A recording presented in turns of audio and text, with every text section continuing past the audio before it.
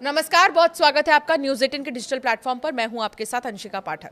शनिवार को मोदी सरकार ने देश के लाखों केंद्रीय कर्मचारियों और पेंशन भोगियों को बड़ी राहत देते हुए महंगाई भत्ते और महंगाई राहत में 2% की बढ़ोतरी को मंजूरी दे दी है। ये फैसला 1 जनवरी 2026 से प्रभावी माना जाएगा, जिससे कर्मचारियों की सैलरी और एरियर में सीधा इजाफा होगा।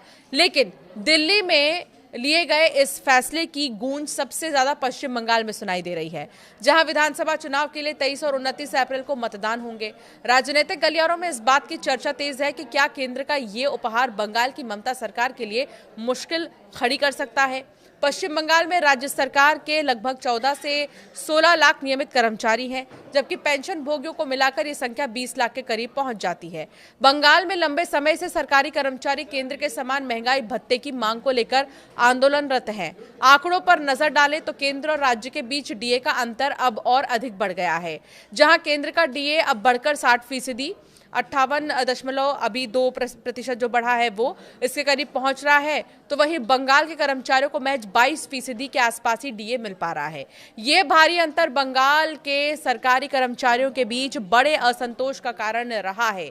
राजनीतिक विश्लेषकों का मानना है कि केंद्र सरकार ने यह फैसला रणनीतिक रूप से लिया होगा।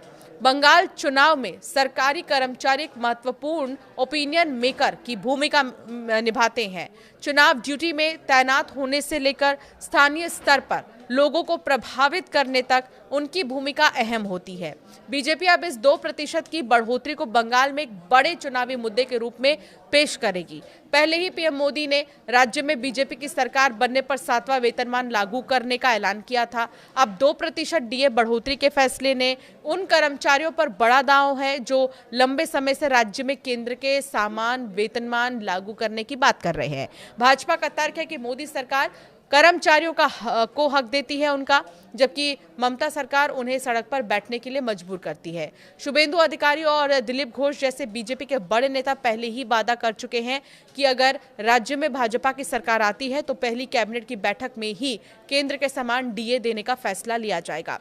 महुआ मोइत्रा के परिसीमन वाले दांव के जवाब में बीजेपी अब आर्थिक सशक्तिकरण के इस कार्ड को खेल रही है। ममता बनर्जी के लिए ये स्थिति बेहद चुनौतीपूर्ण है। चुनाव से ठीक पहले उन्होंने डीए की कुछ बकाया किस्तों का भुगतान करने की घोषणा की थी, लेकिन केंद्र की ताजा बढ़ोतरी ने उस अंतर को फिर से बढ़ा दिया है।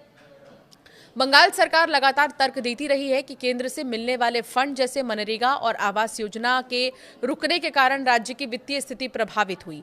हालांकि कर्मचारी संगठनों का कहना है कि अगर सरकार लक्ष्मी भंडार जैसी योजनाओं के लिए फंड जुटा सकती है तो कर्मचारियों के हक के लिए क्यों नहीं। ये फैसला ऐसे समय में आया है जब कर्मचारी संगठन 8वें वेतन आयोग के गठन और फिटमेंट फैक्टर को 2.57 से बढ़ाकर 3.68 करने की मांग कर रहे हैं। अगर केंद्र सरकार आने वाले दिनों में वेतन आयोग पर कोई और बड़ा संकेत देती है तो बंगाल चुनाव के अंतिम चरणों में ये एक निर्णायक फैक्टर बन सकता है। कुल मिलाकर केंद्र सरकार के इस 2% डीए ने बंगाल के सरकारी कर्मचारियों को एक मनोवैज्ञानिक संदेश दिया। अब देखना होगा कि मतदान केंद्रों पर कर्मचारी दीदी की लोक लुभावन योजनाओं को चुनते हैं या केंद्र में बीजेपी और मोदी सरकार के वेतन वृद्धि वाले आश्वासन को। बंगाल की सत्ता का रास्ता इस बार सरकारी कर्मचारियों की नाराजगी या संतुष्टि से होकर गुजर सकता है।